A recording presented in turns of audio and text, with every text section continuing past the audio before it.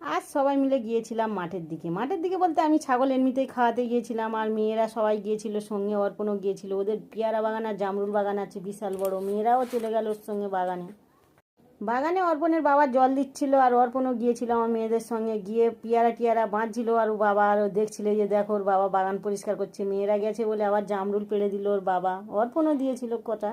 জামরুলগুলো একদম ফ্রেশ আর খুব সুন্দর খেতে, দিয়েছিল আমাদের অনেকগুলো জামরুল। এগুলো পচে গিয়েছিল, প্লাস্টিকে বাঁধা জামরুল সব। ওর বাবা আবার দেখে ভালো জামরুল উপর থেকে পেড়ে দিয়েছিল কটা আমাদের।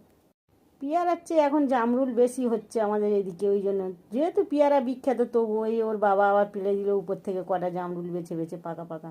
প্রতিদিনই ওরা জামরুল পাড়ে, কিন্তু আজকের পারতো না, ওরা জল দিচ্ছিল বাগানে, মেয়েরা গেল বলে পেড়ে দিল ওর বাবা জামরুল। আমার জন্যও নিয়ে এসেছিল সবাই মিলে। ওদের বাগানে করমচা গাছ, জামরুল গাছ, পেয়ারা গাছ, আর এমনি শাকসবজিও আছে বাগানে, আর একটা বড় খেজুর গাছও আছে। খেজুরও পাড়ে ওরা। আমি একটু জামরুলটা টেস্ট করে দেখলাম কেমন খেতে ওদের।